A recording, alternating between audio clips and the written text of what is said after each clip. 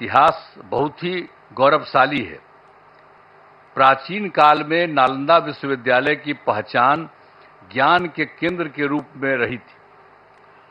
अब इस पुराने विश्वविद्यालय में करीब 10,000 छात्र पढ़ते थे और यहां पढ़ाने वाले भी शिक्षक जो थे 2,000 के करीब हुआ करते थे। यहां सिर्फ हमारे देश के ही नहीं, दुनिया के अनेक जगहों के लोग आकर यहां पर पढ़ते थे।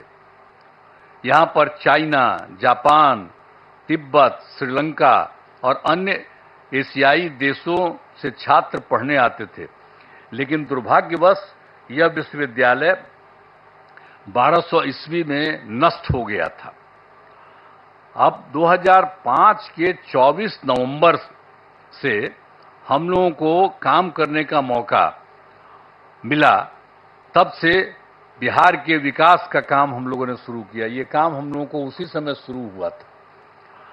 अब उसी बीच मार्च 2006 में तब तत्कालीन राष्ट्रपति श्री APJ अब्दुल कलाम बिहार आए थे और उन्होंने बिहार विधानमंडल में अपने संबोधन में नालंदा विश्वविद्यालय को फिर से स्थापित करने की बात वहां पर कही थी।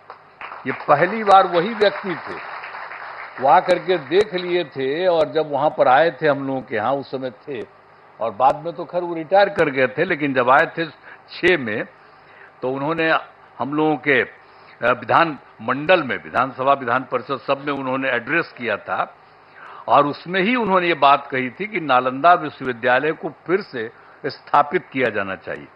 तब से हम लोगों ने नालंदा अंतर्राष्ट्रीय यूनिवर्सिटी स्थापित करने की पहल शुरू की।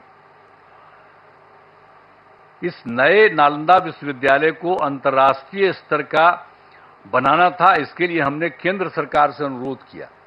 उस समय के केंद्र सरकार था, उसको भी हम लोगों ने अनुरोध किया, इन्होंने कह दिया था, तो वो तो कुछ जल्दी सुन नहीं रहे थे, उनमें देरी की जा रही थी। तो राज्य सरकार ने, हम लोगों ने नालंदा विश्वविद्यालय को फिर से स्थापित करने के लिए नया कानून वगैरह बना दिया और साथ ही नालंदा विश्वविद्यालय के लिए स्थान का चयन करके 455 एकड़ भूमि का अधिग्रहण कर लिया गया था।